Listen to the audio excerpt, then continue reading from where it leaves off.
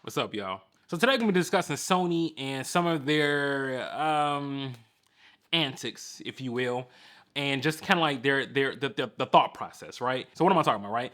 Sony dropped a new GM lens, right? The Sony 50mm f1.4. Now don't get me wrong, like it looks good, looks great, but the question still remains is how many of these do we need?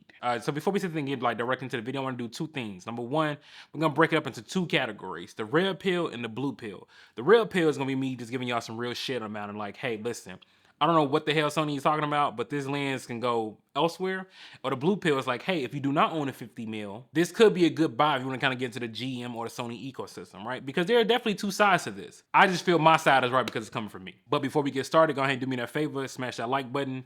I really hate saying that. I do because it'd be like, you know, whatever. But nonetheless, smash the like button, man. If I'm OGs in the building, man, let's comment. We in the building. Red pill. Now let's keep it real. Did we need another 50 mil from Sony? No, we didn't. What we needed was some goddamn firmware updates. That's what we needed for the A7S III, the A1s, any other Sony cameras that don't have shit that the other smaller cameras do have. That's what you should have been focused on versus another lens that we did not ask for. That's just me keeping it a buck with you. Mac, I know I'm sorry. I'm still cursing. It's my YouTube personality.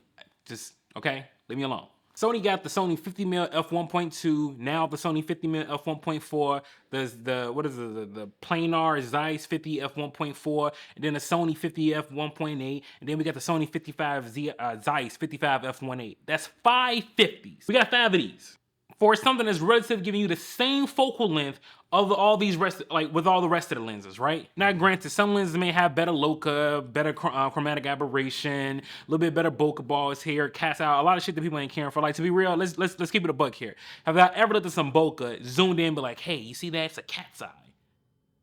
Who cares? Like, you know what I'm saying? Like, who cares? Do I already know the difference between a lens that has 11 aperture blades and another one that got 9? No.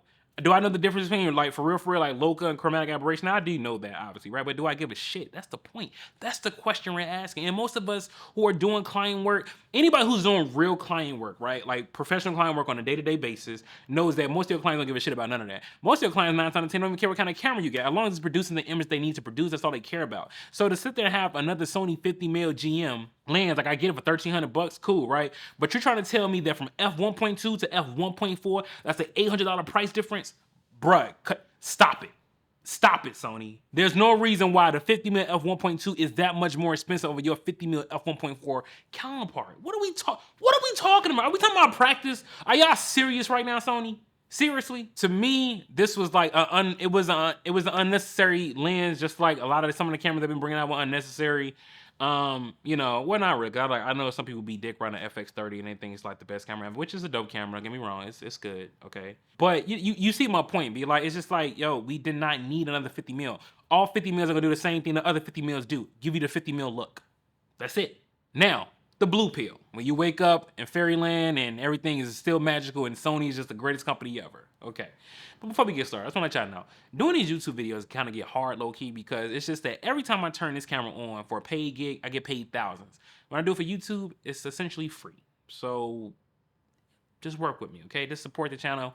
Help get your boy some instant gratification. I'm telling y'all, that's kind of what I need. Just continue to support the channel. Make sure you sub. Follow me at Brookssmedia, and then make sure you follow me on IG at Brookssmedia with 2 S's. If you don't have the S, you ain't spelling them right.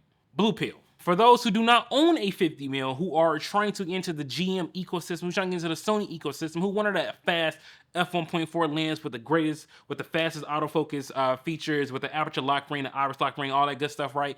If you were looking for that, then look no further. The 50 GM f1.4 gives you that.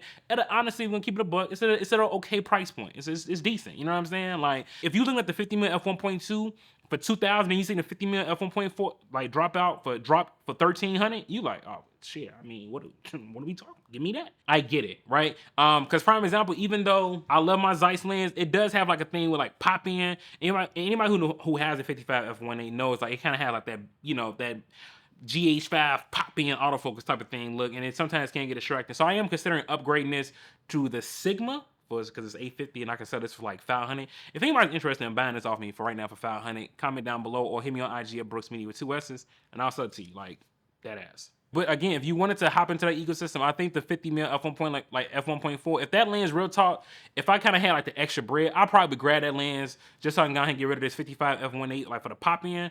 Because it is a great lens, and at that price point, I don't really think you can go wrong. So good job, Sony, for introducing a new 50 mil G Master lens that is affordable to markets for people who probably don't have a 50 mil, who are looking to upgrade but didn't want to upgrade to the f1.2. Like, this is a phenomenal lens choice for them in specific. But with all that being said, man, I definitely want to know y'all thoughts. Like, do y'all think, like, which take y'all really going with? Y'all taking the red pill or the blue pill? Comment down below. And I'll catch y'all on the next one. Deuces.